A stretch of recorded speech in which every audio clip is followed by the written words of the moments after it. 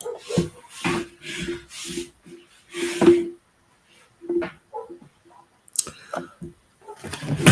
evening, ladies and gentlemen, and welcome back. This is Sound Candy Talk, the home of everyone and the home of every person who is joining us and watches us too. So, one, please welcome you all. Feel free and feel part and parcel of this. For tonight, we are having a great time together, and tonight we are having our show. After a few changes, the political open forum show. So I want to welcome you all. Feel free, feel part and parcel of this so that we can have the conversation together and we can continue having the discussion together. So once again, I want to welcome you humbly and I want to welcome you all.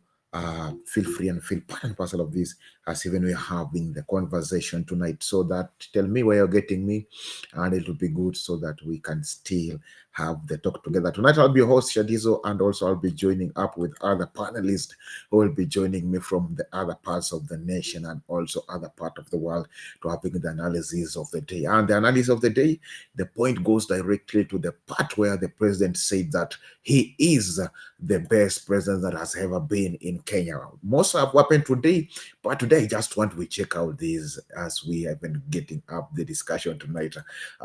President saying that he has been the best president ever that Kenya has ever been with, as we even continue having the conversation. So I want to welcome you all. Feel free and feel part and parcel of this as even we're having the tonight.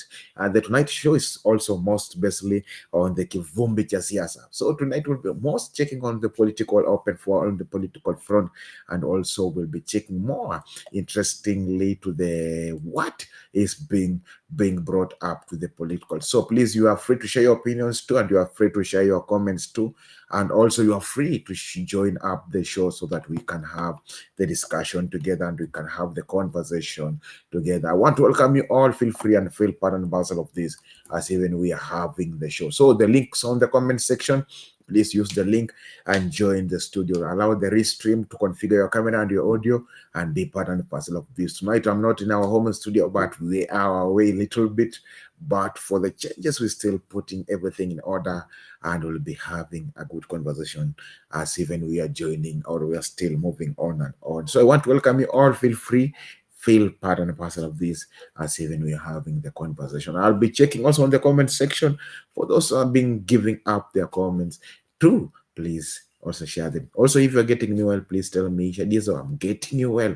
Let us keep on the game. Let us keep on the vibe because this is the vibe that we are trying up because our connection has been having a little bit, or our we have been having literally to each ups, but we are still doing some some changes a little bit that will be coming to alignment. So what I want to ask you, I want to invite you, please be part and parcel of this and let us adjust together as even we are doing the changes, because the changes are there and the changes are here to help us to move to another step, to help us to move to another level so that we can be better and we can be good. So I want to welcome you all. Feel free, feel part and parcel of this as even we're having the conversation, and also tell me your opinions too, because kunikomoto. This is what people normally say, nikomoto maze, and that's if nikomoto, what are we doing so that hii komoto iache kukua kumoto vile tunaona, ama iache kukua vile watu wanafikiria. I want to welcome you all. Feel free, feel part and parcel of this. I would like to play couples of video, but because of some few delays, I'll play them later. But first of all, let us check out what's going on.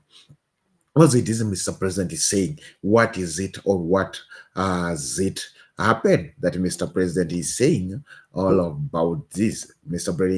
President is being all out to see it come to pass, or to see it coming out to the limelight. Mr. President amesema tu na akasema kwamba jana kwamba is one of the best president that Kenya has ever have been.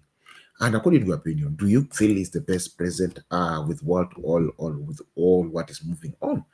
We have seen the ganging up. We have seen the other parts or the other things that have been going on. For example, the story of the Nairobi River. They're saying they want to create Nairobi River to make the Nairobi River the best river ever. While yet the schools, they have the challenges. The school kids at home, so they don't have proper medication. They don't have school fees. The teachers, they are complaining also yesterday, saying that they were cheated, or they were lied to, that their salaries being increased. But yesterday they were surprised to find that the salary was not increased, and for those who are increases, it was by 1,000, others even with 64 shillings, so, or 60 bob shillings. So they wonder, was that the true, the adjustment that the government was saying that it will do to them? So if we check from that perspective, also we've seen they still complain, and then Ruto still says that he is the best president, the best president that Kenya has ever had in the lifetime. Okay, apart from that one and other things, what do you feel that the president saying that he has done that is right? I want you to tell me, president has done A, B, C, D, F, G, H that makes him the best president ever in Kenya. I would like to listen from you. The link to join up the studio today is on the comment section. There is the different a little bit from the normal link. Just click the link. Let's configure your camera and your audio. Climb to the studio. Let us have the conversation tonight, because tonight is getting hot and it's getting better as even we are having the conversation of all of us. I'm the host, Mike Shindizo, and I want to welcome you all. Feel free and feel part and parcel of this as even we are having the conversation tonight. Welcome.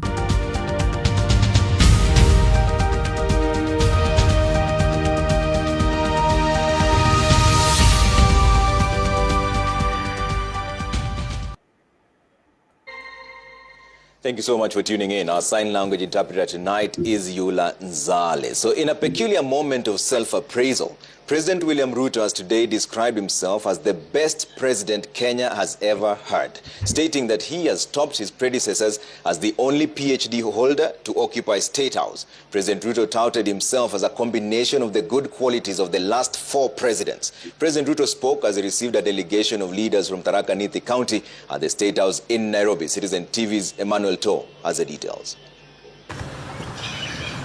He basked in the air of self-admiration, blowing his own trumpet at decibels that defy common norms. President Ruto started with an account of his physical and academic attributes, as well as his journey up the political ranks.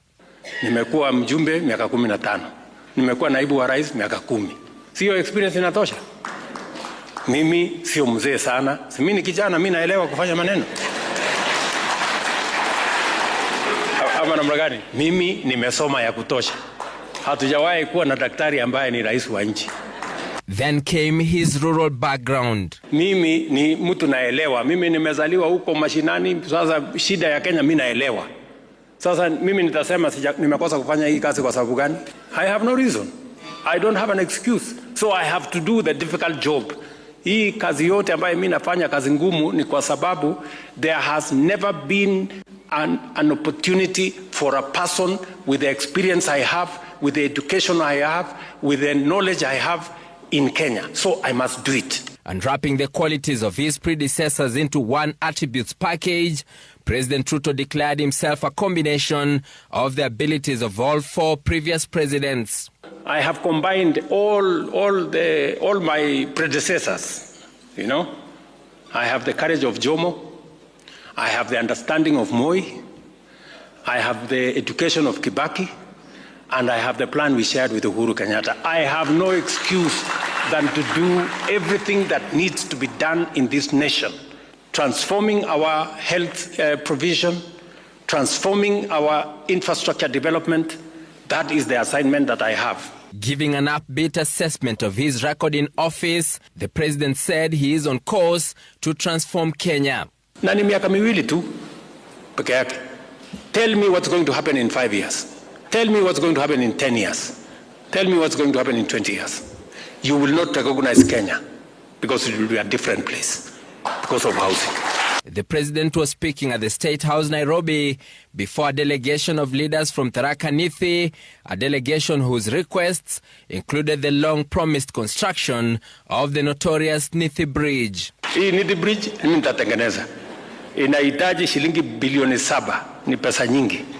Hiyo bridge inatangazwa kesho. Na nimesema hiyo bridge lazima ikamilike kabla ya uchaguzi. Mimi sitaki. that the changes we have had in this country have not been experienced under any regime.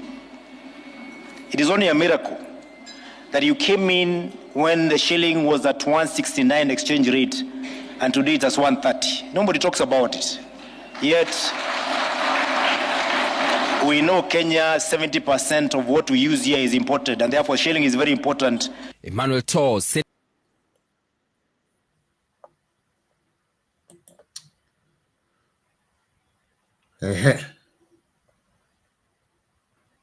that's what's happening. Na hiyo ndio rais amesema, akasema kwamba the things changing, mambo inabadilika mbio mbio, na anasema kwamba tuweze kujua kwamba mambo sio kidogo, mambo ni mengi.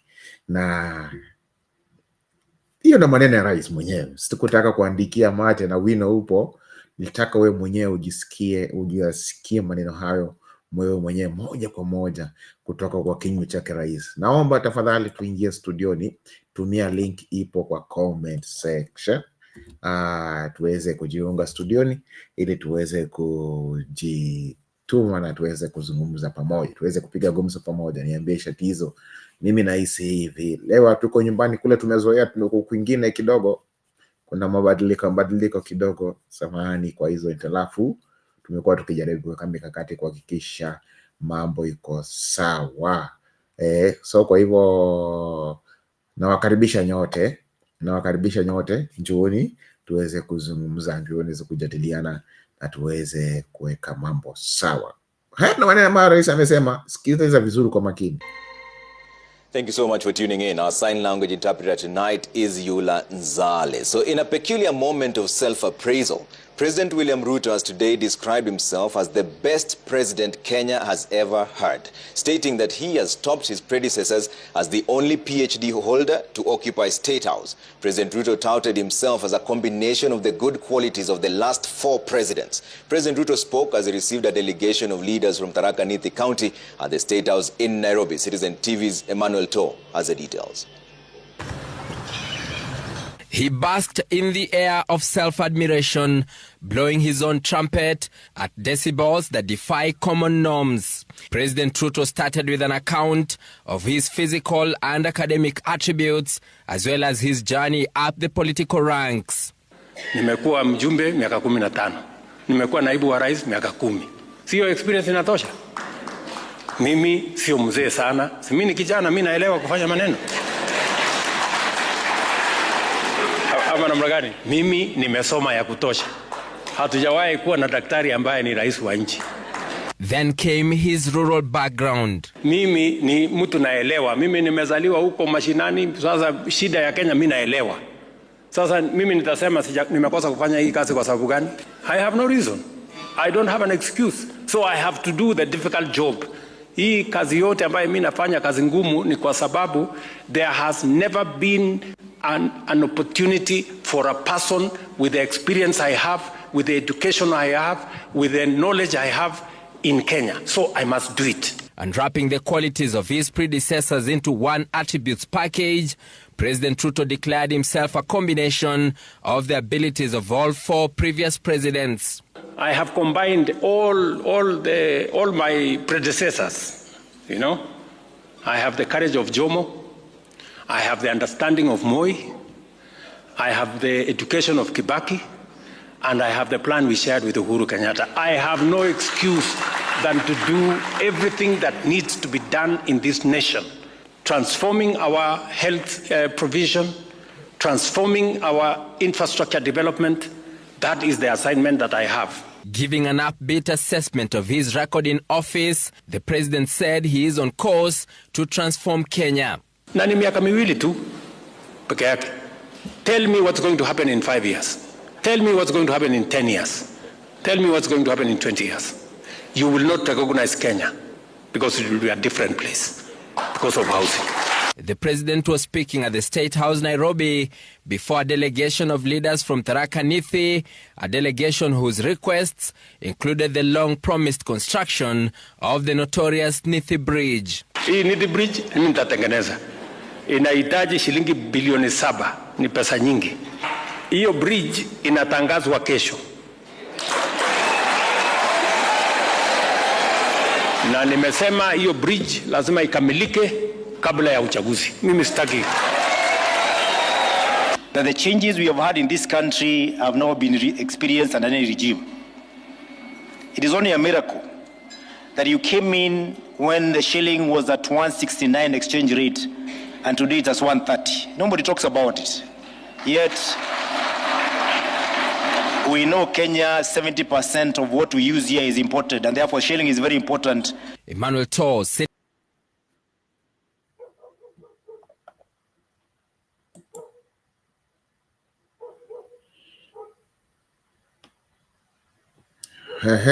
that's what's going on and that's what's happening. Kumoto. Ni kumoto. I know I'll hear young when say ni kumoto. But this is the truth ya kusema ni kumoto. Juka kwa kweli. Mambo ni mumu. Tukiachana na hayo ama tukizidi kusikiza hayo, there is also one pastor just came out and decided to speak out. Let us check out this. This pastor aliamua kusema yenye iko ndani ya roho yake na kusema Mungu amemwambia. So I don't know if the true or these lies, but let's listen to the pastor, then we'll know what if the pastor saying is true or false. Thank you so much for tuning in. Our sign language interpreter tonight is Yula Nzale. So in a peculiar moment of self-appraisal, President William Ruto has today described and a message from the Lord God to the President and the government of Kenya. Mr. President, I am sorry, but you might not finish this term. Thus says the Lord. I am the Lord and God of all creation. I was, I am, and I will always be. I do not change, and I live according to my word. I have heard the cry of my children, and your case is right before my eyes in the court of heaven.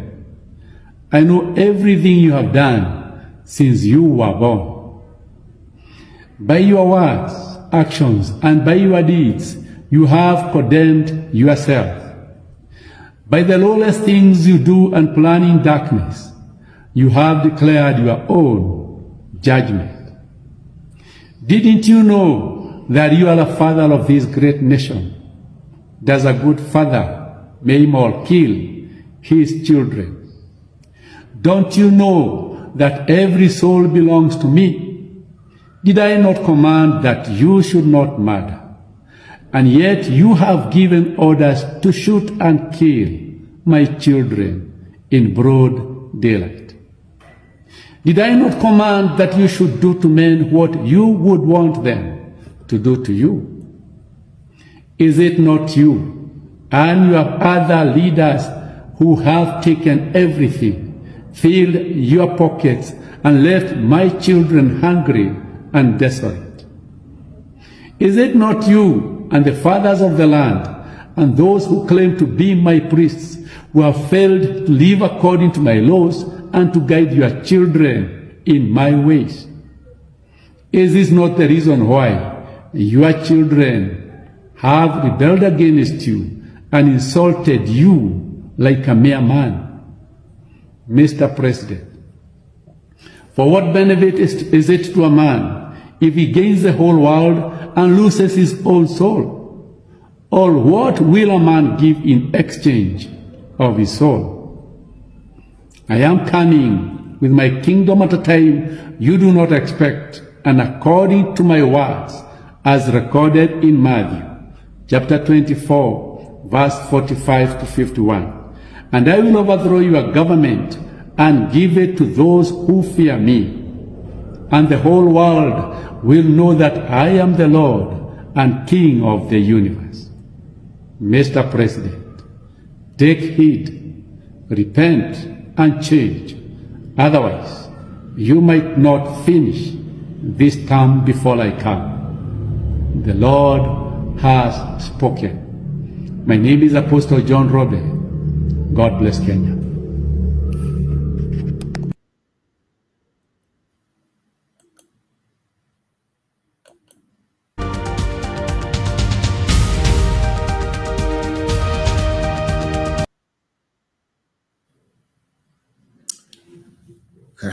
Those are the word from Apostle.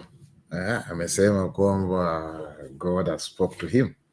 So mimi sijui, wale ambao mnasikizanga Mungu, naomba mnisaidie kuelewa hii ni nani geni kwangu, limenipata offside. Sikuwa nimelitarajia litakuja hivyo. Nataka nisikize maoni yenu pia. Na tukisikiza Apostle, one woman also cried, complain about that. Let us see this one.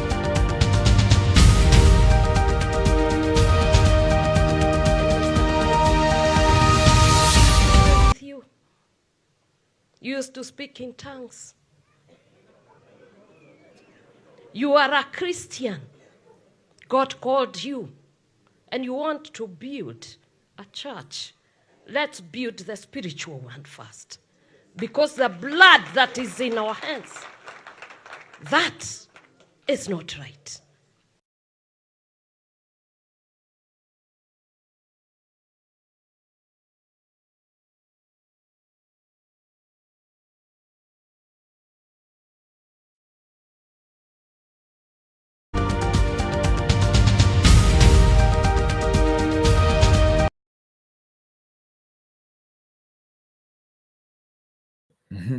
Let us build the church, but let us build the spiritual one first, because the blood in our hands.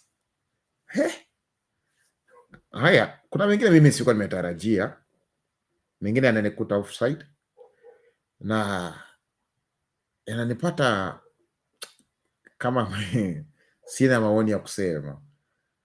Manake rais amesema kwamba yeye ndiye rais wa kwanza kuwa na PhD, yeye ndio rais wa kwanza kukuwa na doctorate, na hakuna mtu ambaye ako na elimu kama yake, na hakuna rais ambaye amekuwa na elimu kama yake. Na hapo wanasikia kama wanasema kwamba aliamrisha watu wapigwe marisasi kuuawa.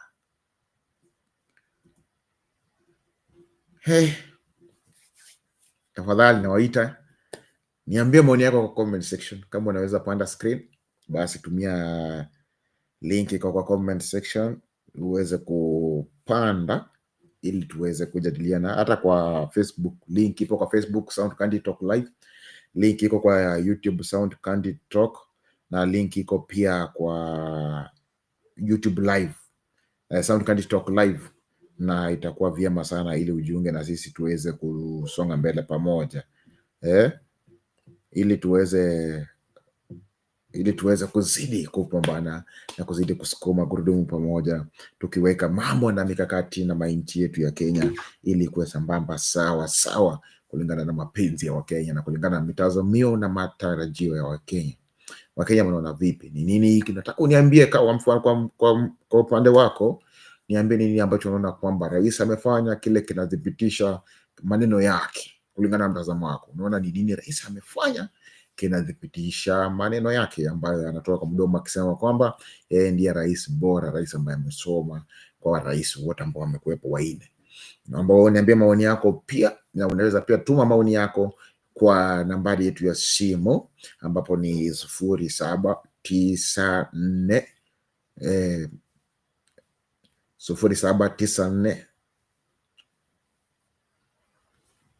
261-310.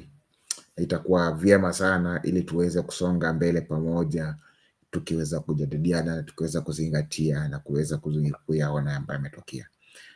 Tukizidi kusonga hivyo mbele, kuna mengi yamesemwa. Nataka tutazame hii ya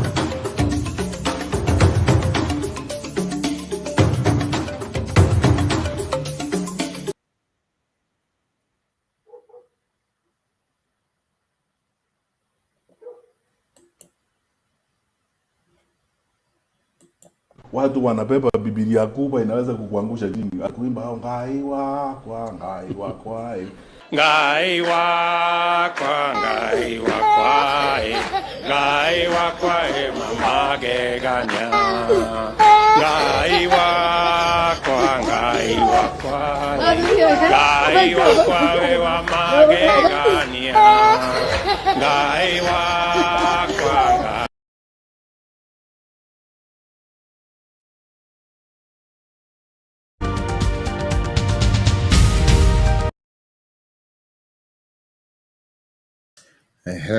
Haya ni maoni ya Matiang'i, anasema mambo ya watu kubeba bili kubwa inaweza angusha mtu, yeye hataki. Nataka watu kufanyia wananchi kazi. Natamani kusikia maoni yako. Nisikie wewe na wewe una yapi ya kuniambia tunapozidi kusonga mbele pamoja, tunapozidi kusemezana, tunapozidi kuongeleshana.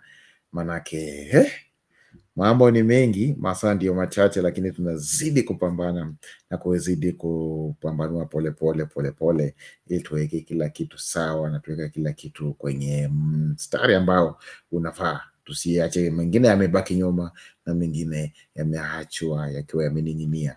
Na wasi wote karibieni tuweze kujaza mahala hapa, tuweze kuongelea mama swala, manake kuna mengi ambayo yamejibiwa na mengine yakaweza kuzidi kuzungumziwa, mengine yakapata kujibiwa na huku, mengine yakarudishwa na huku, mengine yakarudishwa na huku, mengine yakaletwa na huku, mengine yakazidi kuongelewa sana na sana, na ili tuweze kujua wewe na wewe unasema vipi kuhusiana na maoni yako, ama unaona vipi kuhusiana na masuala haya ambayo yanazidi kuendelea, yanazidi kujiri katika nchi yetu na yanazidi kuonekana kwa nchi yetu. Nawakaribisha nyote kwa moyo mkunjufu, njooni tusemezane. Niambie maoni yako ni yapi kwa comment section. Naona watu kwa comment section wanazidi kuingia.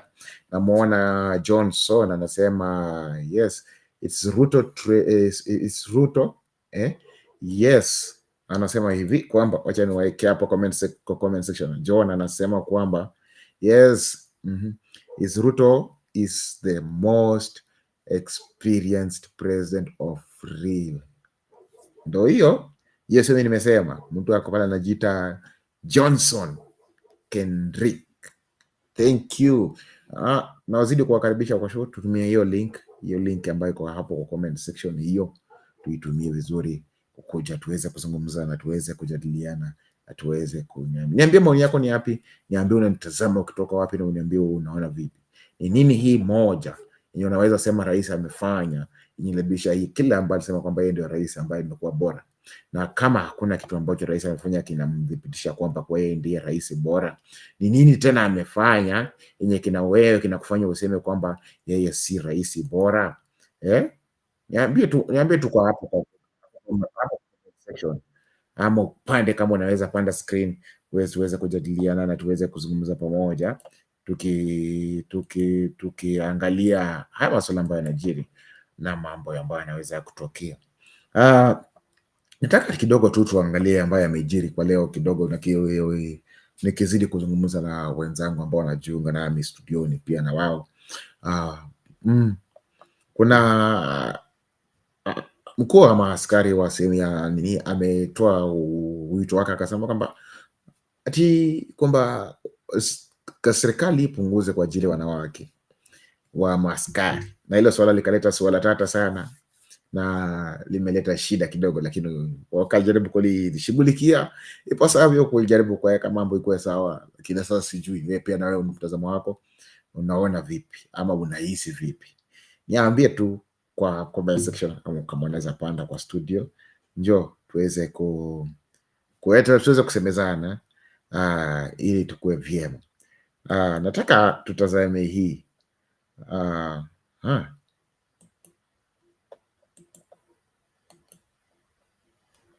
A senior police officer has sparked debate after publicly urging the Inspector General of Police to scale down the recruitment of women into the National Police Service, citing what he claimed were operational inefficiencies and disciplinary challenges. The remarks made by the officer commanding Station Nyahururu, Isaac Kimutus, during a Jukwaa la Usalama forum in Nanyuki have drawn public ire and have drawn Interior Cabinet Secretary Kipchumba Murkomen's condemnation. He terms the statement as deeply sexist, retrogressive in the face of decades of progress towards gender equality. Mary Moki has that report. It was a statement out of step with the times from Nyahururu OCS Isaac Kimutus, who urged the police top command to scale down the recruitment of women in the National Police Service. Unaona wakati ya recruitment iko percentage wanapeana, lakini unakuta kama ingewezekana iandikwe wanaume, so that wakati ya kazi like juzi ya 25 ya Gen Z kama kwangu Nyahururu niliambia wasichana wote wakae station. His proposal to reduce the number of women in the National Police Service touching a raw nerve in the decades-old parity. OCS Kimutu saying women officers complicate the chain of command and struggle to cope with the rigors of police work. Many critics say it exposed entrenched misogyny within the force. Unakuta mwingine anatapikia helmet. So inakuwa kazi mingi. Percentage iwe kidogo, so that at least in a station unakuta wanaume wengi, unakuta afadhali huwa wanaume wengi kuliko wasichana. His views labeled sexist, retrogressive and unconstitutional, like Ipia North Member of Parliament Sarah Korere saying the comments are an insult to every woman who has served, bled or died in uniform. Somebody stood here akasema ati lady officers wakuwe wachache. In fact, afande I would request wakuwe wengi. Wakati wa hiyo kipindi ya kutapika afande, because it is natural, ndio wakati ninatapika hiyo kipindi yangu mwingine anani replace, because kuna kazi zingine wanaume hawatafanya. Na OCS Kimutus, ukitumia warembo vizuri watakung'arishia hiyo Nyahururu mpaka ushangae. Kina mama msiwe na wasiwasi, stand your place.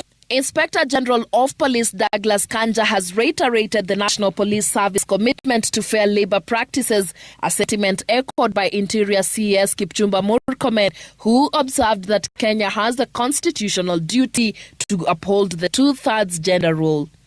National Police Service is gender sensitive. Tukienda kuajiri tutakuwa na both genders. Hiyo tuko pamoja. We have got a gender office. Si kweli?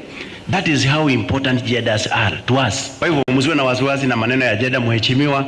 Hiyo sisi tunaheshimu kabisa na waziri wetu wanajua namna hiyo. You can't say we cannot hire women. We have a constitutional responsibility tufike 30%. Saizi tuko only 14. Bado tunang'ang'ana tufike 30%. Hii reasoning ya huyu OCS ana reason kama mtu ako Mkokoto Forest. Yeah. So ana ubaya, ni ile tu communicate vizuri. Ana ubaya, alitaka kusema wakati wa kulimana na bunduki na mabandit, wacha wa mama wetu wasikae kwa that area. The constitutional 2/3 gender rule is one that the national government is struggling to meet, with the judiciary previously issuing an advisory to dissolve parliament for failing to meet the principle. Mary Moki. With us on Citizen Weekend. Human rights activist Mwabili Mwagodi has recorded a statement at the Diani police station narrating the harrowing ordeal of his abduction on the night of July the 23rd in Tanzania. Mwabili, who fears for his life, claims he was abducted by 4 men who confiscated his documents, blindfolded him and placed him under tight security for 2 days under the watch of 2 Tanzanian police officers. He was later released near the Lungalunga border in Kwale County. Francis Mtalaki has more from Mombasa. Activist Mwabili Mwagodi arrived at Central Police Station earlier today, accompanied by family and fellow human rights defenders, hoping to officially file a report. Mwabili narrating the harrowing ordeal of his night of 23rd of July in Tanzania at around 8:30 p.m. They wakanifunga macho, they blindfolded me and took me to an unknown location on the 23rd night. They interrogated me the whole night. Alafu, I was kept isolated in a room. Ilikuwa ni nyumba, and I was kept isolated inside a room. Nikiwa nimefungwa pingu. Mwabili claims his abductors were Kenyan operatives seeking to uncover who found his strong stance against the Kenya Kwanza administration. And these people were Kenyans, because mimi nimeishi Tanzania muda mrefu, wa Tanzania najua lafudhi za Kenya nazifahamu. He says his life is in danger, adding that he received warnings to stop criticizing the government.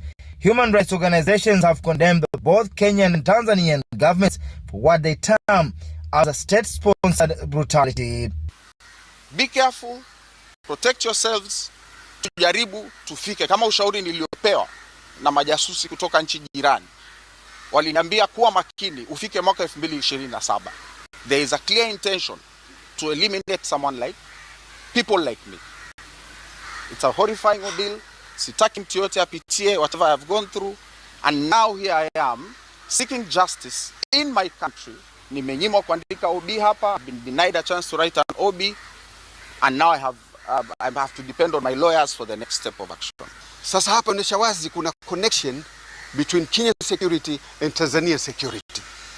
It is something that we always suspect, lakini sasa inaonyesha dhahiri kwamba kuna connection baina hawa wanaharakati ambao wamekwenda Tanzania wakashikwa, wengine wakateswa na kafanywa mambo ya kiajabu ajabu.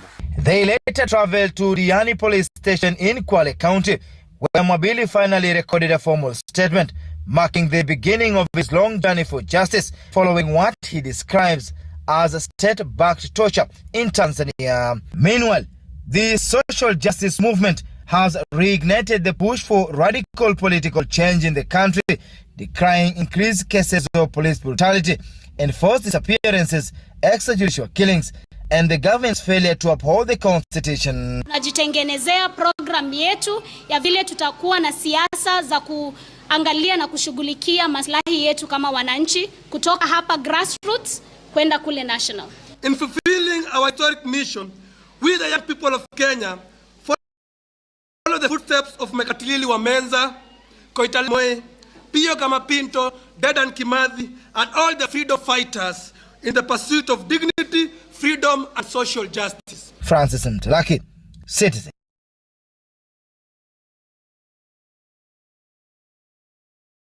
All right, time for us to get into that conversation on trade. And Tanzania has this week starred the hornet's nest when it criminalized the participation of non-citizens in certain economic activities.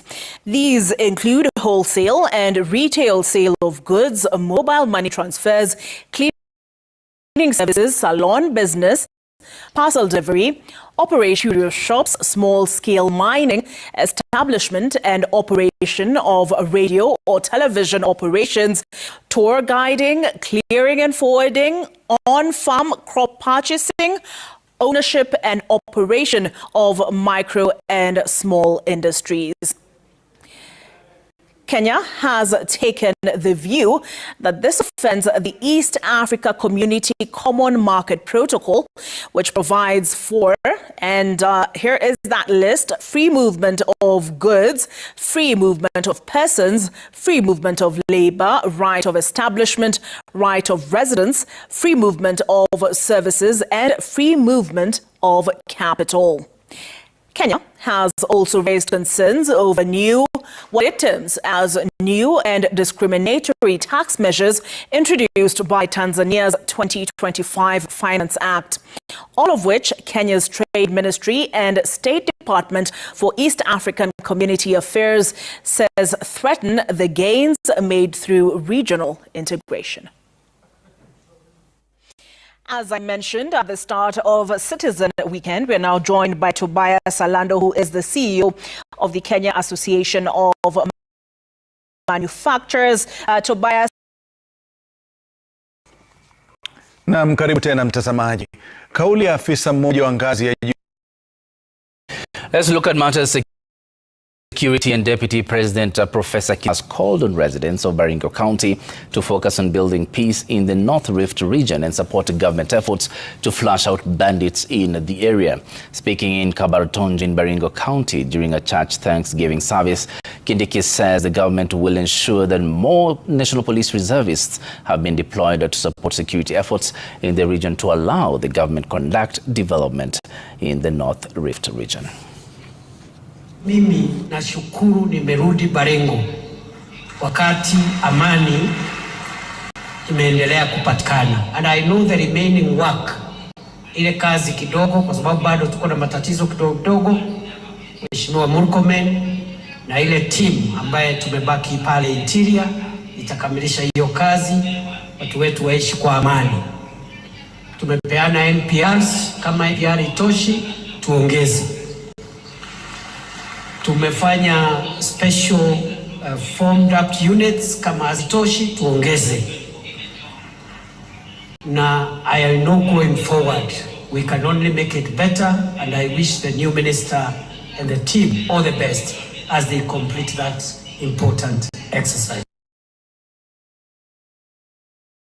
Na mtazamaji, naye katibu mkuu wa chama cha ODM sasa anasema yuko tayari kujiondoa kutoka chama hicho endapo kitakubali kuunga mkono kuchaguliwa tena kwa Rais William Ruto kama rais kwenye uchaguzi mkuu ujao. Aidha, ni msimamo ambao pia umetolewa na mbunge wa Saboti Caleb Hamisi, wakisema kwamba kamwe wako tayari kumuidhinisha Rais Ruto kuwania urais mwaka 2027. Walikuwa wakizungumza eneo la Saboti, kaunti ya Trans Nzoia, wakati wa hafla ya kuwawezesha kina mama wafanye biashara.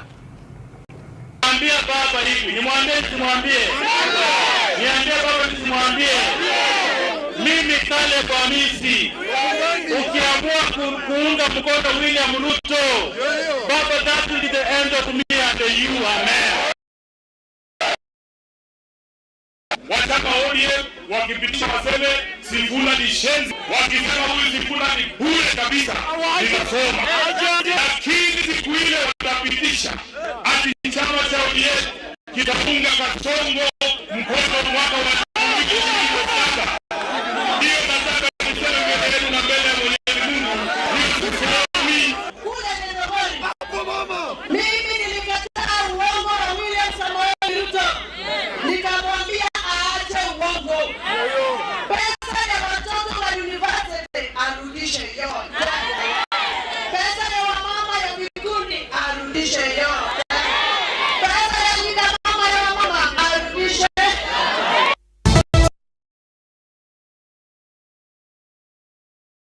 Citizen TV. Talk of election interference is once again making headlines as a growing number of government-allied leaders openly suggest that President William Ruto must retain power in 2027 by any necessary. Their controversial remarks have sparked fresh concerns about the credibility of the next general election. Our political affairs reporter, Melita Olatenges, has more. Election transparency in Kenya appears increasingly under threat as leaders from within the ruling formation continue to make brazen statements hinting at electoral manipulation ahead of the 2027 polls. Mimi na Oscar huwa tunasema maneno kali kidogo saa zingine. Oscar anasema isipojaa tutajaza, na mimi nasema kwa njia nyingine style, but we are saying the same thing basically, kwamba lazima ijae kwa vyovyote vile. Si namna hiyo? Basi namna hiyo. Asante.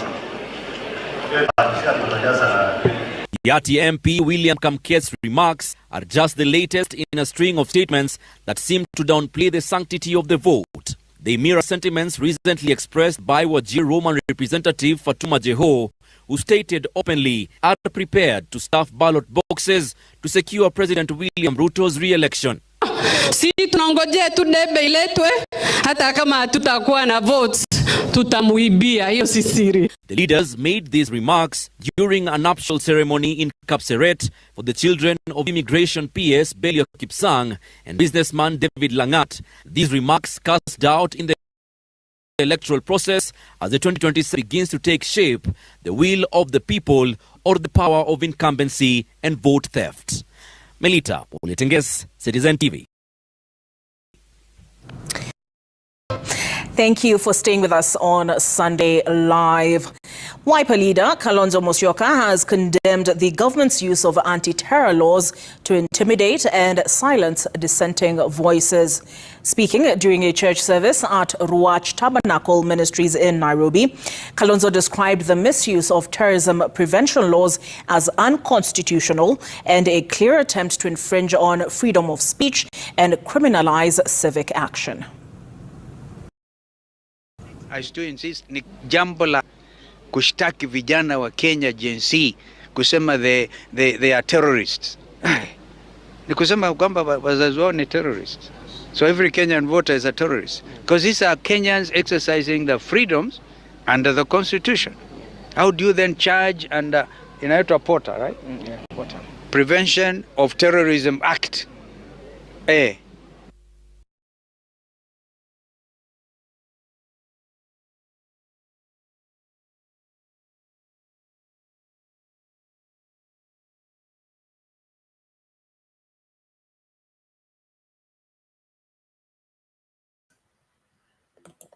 Staajabu ya Musa utayaona ya Firauni. Kishaona ya Firauni. Staajabu ya Musa utayaona ya Firauni. Na hando ya Wakenya.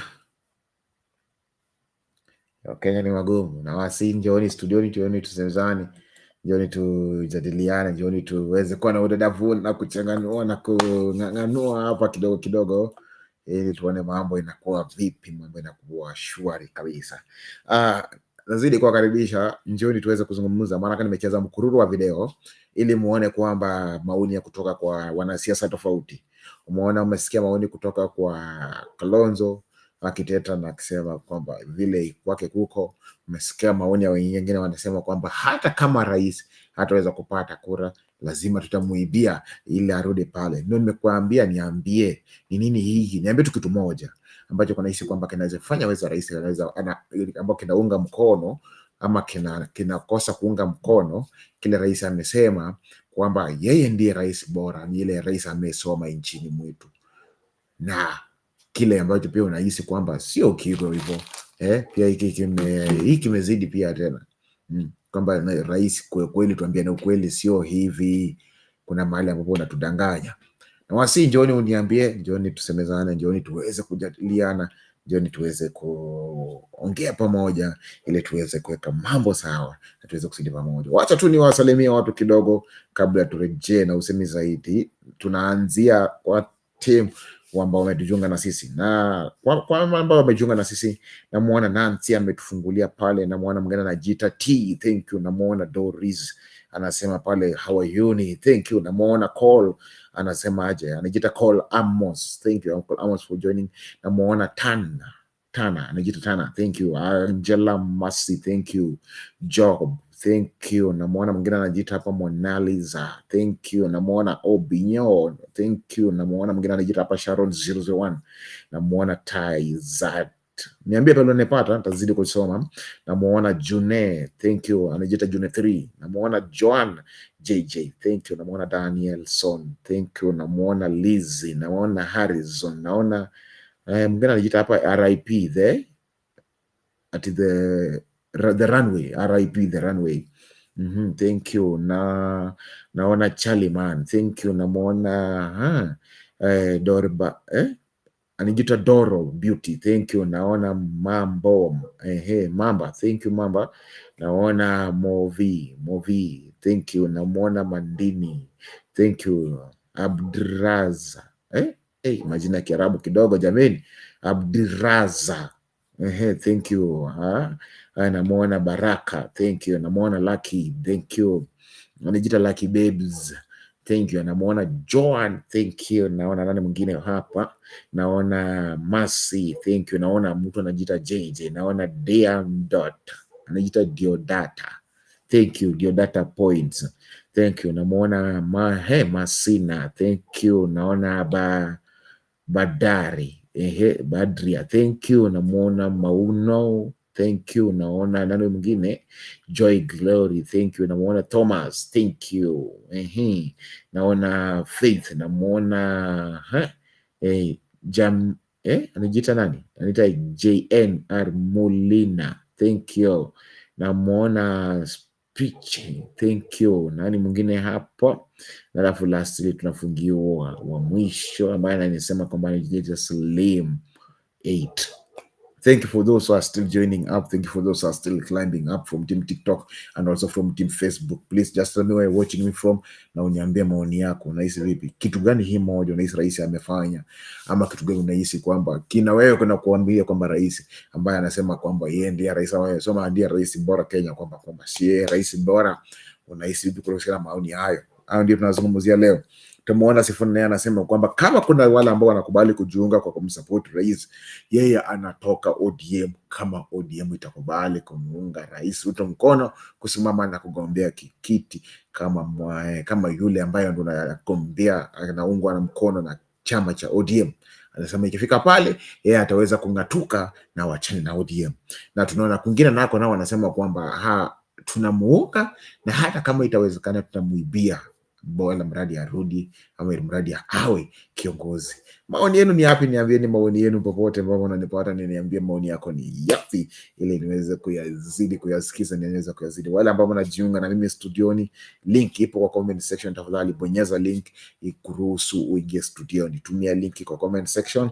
Leo tunatumia mtandao tofauti, so itakuwa kama kawaida vile tumekuwa tukizoea, lakini itatusaidia kuingia studioni. Sasa finya hiyo link, bonyeza link, itakuambia, itakuruhusu kufika studioni. Fuata tu kama vile tunafanyanga kule kwingine.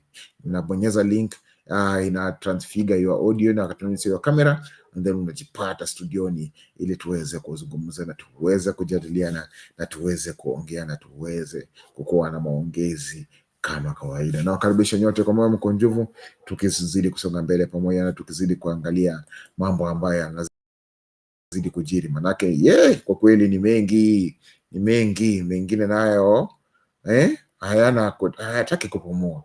Na nazidi kuwakumbusha tu kwamba hii ni Sound Candy Talk, nyumbani kwa kila mmoja, na maoni yako yanathaminiwa. Ndio maana nawakaribisha nyote tuweze kusemezana na niweze kusikia maoni yenu ili tuweze kujua ni wapi ambapo tunaingia kwa shimo ama ni wapi ambapo tuko sawa. Na kama kuna mahali tunaingia kwa shimo, basi tuweze kujihadhari, manake tusipojihadhari kwa kweli tutajipata pabaya, tutajipata kwa shida, tutajipata mahali ambapo hatutaweza kutoka. Na nikiwakumbusha tu, tukizidi kuzungumzia na wasi wazazi wote tuweze kuzingatia masuala ya elimu, manake masuala ya elimu yamekuwa na tashishi kidogo. Wanafunzi wetu wamekuwa wakikosa kwenda, wamekuwa na shida shuleni.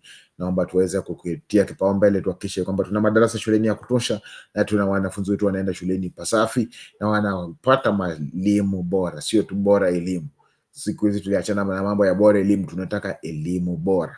Na nazidi kuwasihi wazazi, ni jukumu la kila mmoja. Msiachie mwalimu peke yake na ama usiachie serikali peke yake. Naomba tuunge pamoja, tuhakikishe tunajua maslahi ya watoto wetu shuleni, tunajua ni nini watoto wetu wanapitia na tunajua ni nini watoto wetu wanafanya wakiwa shuleni hapa hatupo pia na sisi, ili tuweze kuchukua maslahi mazuri ya wana wetu wasiweze kupata kwa mashida zingine kama hizi. Tukiona story hiyo, tunaangalia story ya SHA ambapo inasemekana kwamba kuna wizi mwingi ambao ulikuwa umeendelea kwa SHA. Kando na hiyo kuna story ya e-Citizen, na kana story ya e-Citizen kuna story pia ya CS Mutua na the sport. Hiyo masuala ya sport yamezidi kuzungumzia pia na yeye, na tukaona masuala ya Catholic Bishop Saudi Alam over capitation Christian in school capitation Christian in school. Naona masuala ya elimu bado na nini. Alafu kuna pia masuala ya elimu tena, 14-year-old resides from facing marriage after ndo hiyo after season exposed. Okay, masuala ya pia watoto kuolewa mapema. Tafadhali na wasii wazazi, acha kuona watoto kama mali. Huyo ni mtoto, ndio Mungu alikusaidia kuleta kwa kiumbe duniani, lakini itumaanishe kwamba juu umenizaa wewe ndiye ambaye lazima nikulipe ama nikufanyie vile unataka.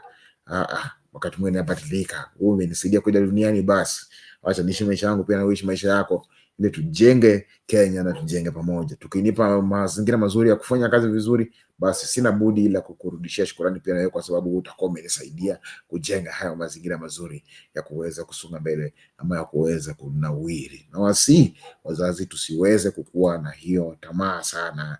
Tuna tamaa wakati mwingine ambayo inatuleta mashakani ama inafanya tunahisi kwamba mambo hayaendi sawa, na hiyo ni kwa sababu ya hiyo tamaa. Hiyo ni kwa sababu ya hiyo tamaa. Tafadhali tuachane na tamaa ili tuweze kuweka mambo yetu sawa. Nataka kucheza mkurudio ya video zingine kama 3 hivi, tuone masuala ya hiyo ya elimu, masuala ya e-citizen, masuala ya polisi. Polisi tena, polisi siku hizo taarifa yote na wahusu, na itakuwa magumu kidogo na mambo ya masuala ya polisi. Alafu na masuala ya SHA imepiwa pia kipaumbele leo, na masuala ya pia aviation masuala ya CS Mtua. Kesha tutajiunga tena pale, kwa hiyo siku nyingine tutaangalia kwa magumzo kidogo kutoka kwa masuala ya hela. Manake masuala ya hela pia nayo yameleta kizuazua kidogo, tunataka tuyaangalie, tuyaweke sawa. Tusiache tu yamelala hivyo tu, na ilhali Kenya tunaingia kwa shimo. Watu ambao mnatutazama, niambie, Kenya tunaingia kwa shimo na tutanyamaza? Lazima tuongee bwana, lazima tuseme. Hatuwezi kaa tu tumenyamaza na nchi yetu inaingia kwenye shimo, ama nchi yetu inaingia mahali ambapo tutashindwa kuichomoa. Tusijaribu kusinzia nchi yetu kiingia kwa mtaro, manake sisi ndio tutaweza kuadhibiwa, sio watu wengine wataweza kuadhibiwa. Na wasi wote, karibuni kwa moyo mkunjufu tuweze kuzemezana na tutazame hii kwa pamoja.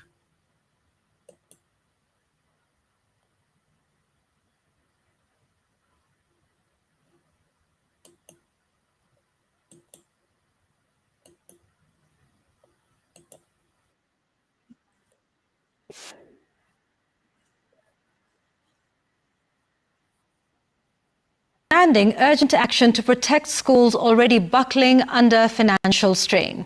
And as Mary Moki reports, with the rising education costs, delayed disbursements and a shrinking support system, the church says the education sector is on the brink, and it's the most vulnerable learners who are paying the price. The Catholic Church has taken aim at the government over what it terms as reckless pronouncements regarding the state of education in the country. The church warned the government and politicians against playing politics with the education of Kenyan learners. The clergy condemned what they termed careless political statements on education funding and capitation, saying such rhetoric undermines efforts to make education free, fair and accessible. The church leaders have decried capitation delays, which they say are already hitting hard, especially in Catholic-sponsored schools. Reduced government capitations, for example, delays in disbursement of funds, insufficient number of teachers, pressure from parents, and increasing enrollments without matching infrastructure. Archbishop Panyolo warned that politicizing education is an ill-advised move whose consequences put the country's future at risk. It's very much in details, because if you make any blunder in education, you can bring the whole country down. You can bring the whole humanity down. So we have to be very cautious that any other things as we go about in politics and so such, we don't make blunders on matters education. Meanwhile, Education Cabinet Secretary Migos Ogamba has pushed back against funding fears. Speaking at the University of Nairobi, where he inaugurated the new University Council, Ogamba has assured parents that help will sufficiently cater for all students joining university in September. Then we'll persuade Parliament, we'll persuade Treasury and a supplementary 1 or supplementary 2 to get more resources to be able to cover the students. Student-centered funding model is to ensure that we leave no student behind or no student misses university because of the background where they come from. And we're encouraging each and every student to apply. we will go out of our way to ensure that when we confirm that a student is vulnerable, we will look for resources to ensure that they are in school. The government has also justified the university fee reduction and disputed claims that the reduction will disadvantage debt-laden universities, arguing that the fee reduction will lead to increased enrollments and compound the gains for universities. Mary Mwoki, Citizen TV.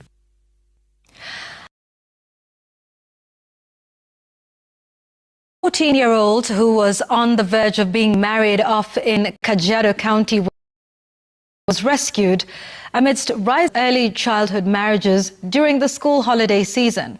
The teenage girl, whose plight was aired by Citizen TV, had sought refuge in her grandfather's house. And as Laura Otieno reports, the Children's Department in Kajiado County has vowed to continue community sensitization to root out a retrogressive culture that still advocates for child marriage. The dusty road that winds up at Ole Kimunke village in Kajiado carried hope. Hope for a brighter future for a 14-year-old who was featured on Citizen TV, fearful of being married off by her father.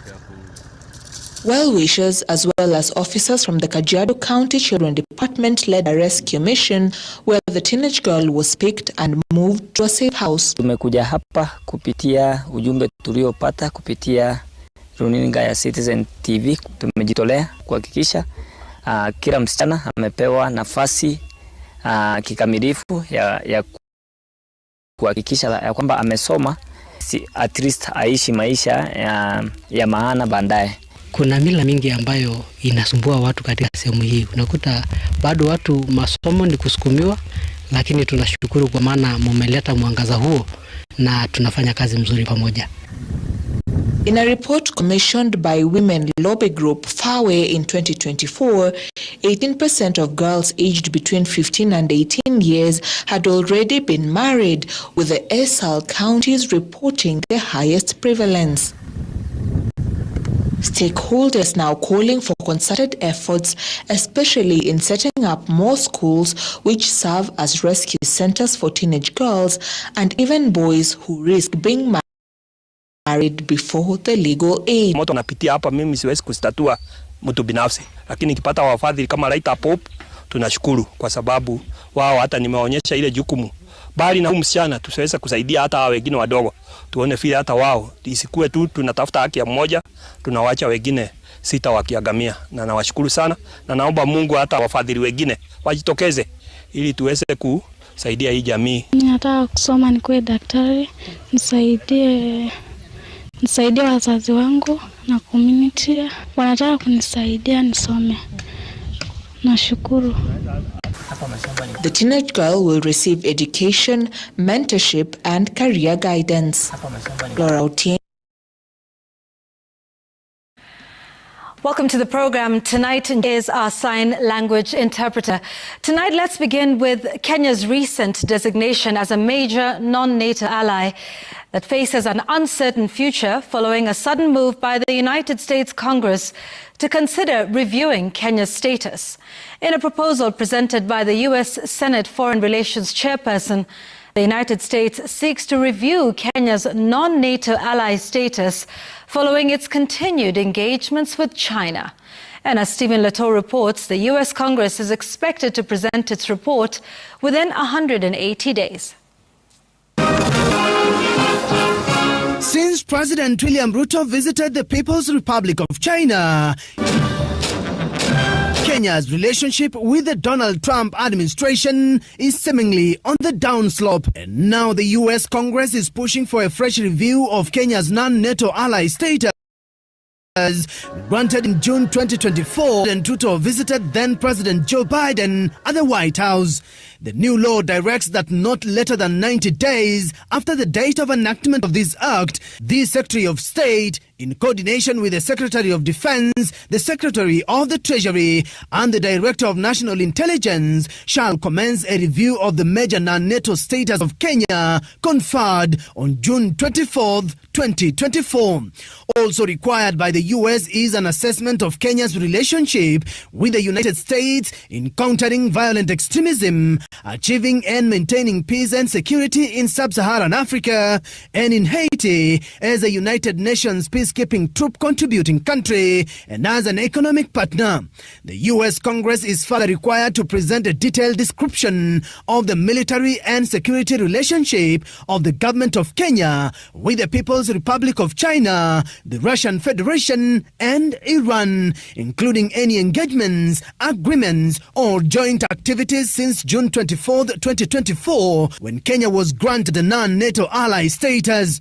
A further detailed description of the political and financial links of key political actors and institutions of Kenya with the People's Republic of China, the Russian Federation and Iran is to be presented before the Congress. President Ruto inked a multi-billion shillings investment agreement during his trip to China. The United States wants an assessment of the trade and investment relationship of Kenya with the People's Republic of China, including its participation in the Belt and Road Initiative and bilateral debt and commercial ties. The committee has also been directed to conduct an assessment of the use by the government of Kenya of United States security assistance and intelligence support and sharing, including potential impacts on state and non-state sponsored actions against civilians, to include abductions, torture, renditions and violence against civilians. Although Nairobi is yet to respond to Washington, Kenya is also under a sharp focus over its role as a financial safe haven for individuals and entities on the Office of Foreign Assets Control, especially designated nationals and blocked persons list and foreign terrorist organizations, including such individuals and entities based in South Sudan, Uganda and Somalia. Stephen Leto, Citizen. Nancy got irregular transactions worth 11 billion shillings, warning that the system exposed public funds to fraud, misappropriation and revenue leakages. Members of the National Assembly's Public Accounts Committee are now demanding an immediate shutdown of the platform, terming it a, quote, crime scene of monumental proportions. Emmanuel Toh was in Parliament and filed this report. A special audit of the government's digital payments platform eCitizen has lifted the lid on alleged rot in its operations, exposing irregular and unexplained transactions that could cost taxpayers about 11 billion shillings. Shadowy individuals linked to the platform are at the center of the controversy. Chair, I'm Deputy Auditor General. Yes. The damning report tabled before the National Assembly's Public Accounts Committee Tuesday reveals that 7 billion shillings is being held improperly in collection and settlement accounts of service providers. The Auditor General warns that the service providers could be utilizing the funds at the expense of government service delivery. Another 2.5 billion shillings from the eCitizen platform was also unaccounted for. The report stating that unaccounted receipts were due to partial payments, erroneous payments, and duplicate payments. This now revealing a lack of revenue traceability and accountability, which could lead to misappropriation and fraud. Most baffling, however, was the unauthorized transfer of 127 million shillings from the 222 paybill account to private individuals in a single day. Audit documents reveal that 4 such transactions were executed on January 25th, 2024. For the 2 private entities that had been paid 127 million was under Wandabo Associates Limited, 63 million, and Gold Rock Capital Limited, also 63. The money was in exact equal. Let's be sincere as Kenyans. This eCitizen is not supposed to be operational. From these findings of this audit report, that's the truth. eCitizen platform is a scam. Chair, you've been able to read that there is no legal framework. A quick company search revealed that Wandabo and Associate Limited, one of the firms that benefited as only one registered shareholder. However, attempts to trace the ownership of Gold Rock Capital returned no results. The audit also flagged an over-collection of 1.8 billion shillings from the public, blaming it on failure to apply the prorated percentage charge on payments. Instead, a flat fee of 50 shillings per transaction was used, actively inflating the cost of government goods and services. The whole thing is a crime scene. I don't even know where to start. I am actually, I don't know. I'm stressed. We are staring at a monumental scandal or monster. The report further revealed that despite government claims of full ownership and control, the platform is still operated by Webmasters Limited, raising concerns over the security and misuse of public data. Questions have also emerged on why management of the system is split across 3 ministries instead of being domiciled under one. The Public Accounts Committee of the National Assembly has now invited all the 3 cabinet secretaries with interactions with the e-citizen platform, including the CS for Treasury John Mbadi, the CS for Interior Kipchumba Murkomen, ICT William Kabogo, to shed light on the alleged dark operations of the from government institutions are forced to pay a bribe just to be served. The 2024 National Ethics and Corruption Survey by the Ethics and Anti-Corruption Commission reveals that the highest bribe, that's 243,651 shillings, was paid in a case involving employment at a county government. Sethalale breaks down the damning report, which once again ranks police officers as the top recipient of bribes in the country. The number of Kenyans seeking to pay a bribe to access government services has risen sharply from 17.7% in 2023 to 25.4% in 2024.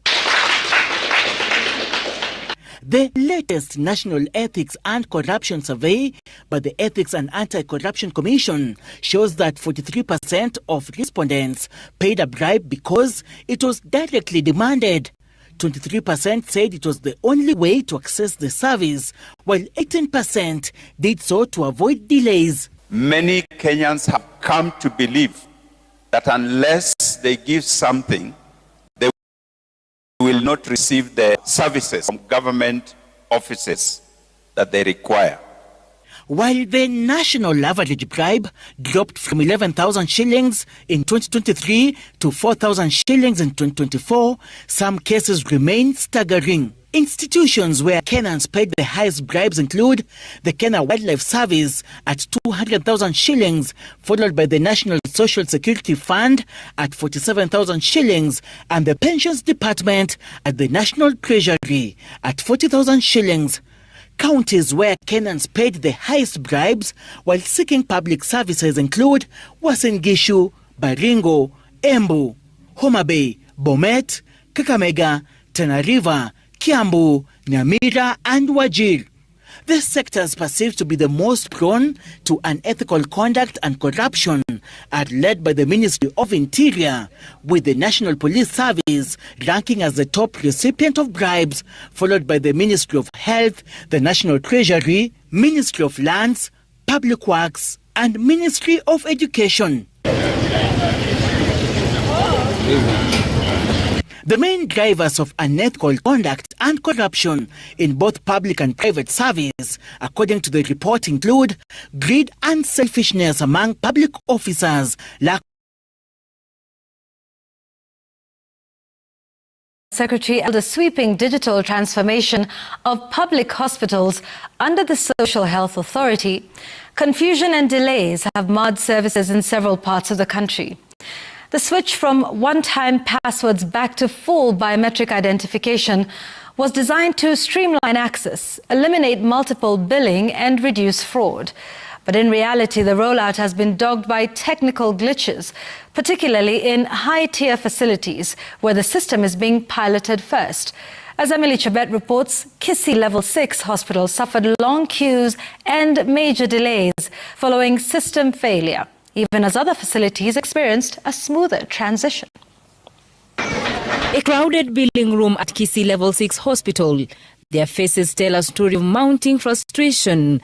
Hundreds of patients, some unwell themselves, others desperate for help on behalf of their loved ones, have been queuing since morning, hoping to access critical healthcare services. But instead of relief, they are met with repeated failure. The newly launched biometric system meant to streamline registration is struggling, offering to those who need care the most. Nimekuja hapa asubuhi saa 3. Nimekuja kushughulikiwa na hii SHA. hizi nini walichange system wakaweka hiyo ya vidole. Kutoka asubuhi nasumbua, saa hii ni saa 10 bado sijashughulikiwa bado. Tukakuja room 2 tukapata hizo documents tukapelekea daktari ili ajaze. Kurudi tunaambiwa network hakuna, sijui message inafaa kutoka Nairobi irudi. Just yesterday, Health Cabinet Secretary Aden Duale announced the immediate scrapping of one-time passwords, warning that any facility using them would not be reimbursed by the Social Health Authority. But here in Kisii, that directive has plunged many into a difficult situation. Patients and staff say the new biometric system sometimes take up to 30 minutes to load, sparking long delays and even longer queues. If the network is not there, huwezi ansisha biometric. Unangoja mpaka network irudi. Then for patient wa ICU, ukitisha patient haizi kuja kuweka kidole unless tunatumia OTP, na walisema hawezi lipa kama tunatumia OTP. Nilikuja hapa 6, nimekaa nimesikia network inasumbua. Kama ingekuwa uwezo watengeneze mambo ya network iwe kitusaidia tufanyie haraka. Kuna wagonjwa wengine hapa hata wako mahututi. Wagonjwa wanaumia. Jana mwingine hata kidogo kufe huko chini sababu ya isha. Hao madaktari pia wanajaribu kutueleza, hata hao nadhani hawaelewi because the way wanatueleza hata si atuelewi. Wanafaa wanatuambia sijui ni fingerprint, but mimi sijaona kwenye fingerprint inatumika. At Kapkatet Level 4 Hospital, the challenges are strikingly similar. Despite being among the first facilities to adopt the digital system, Medical Superintendent Dr. George Muya says fingerprint recognition has proven difficult for some patients, forcing staff to temporarily revert to OTPs to ensure no one is turned away. Meanwhile, at Nyeri County Referral Hospital, the story is different. Here, the system appears to be running smoothly, with patients receiving services more quickly and efficiently. Emily Chebet, Citizen TV. Labour Cabinet Secretary Alfred Mutua is facing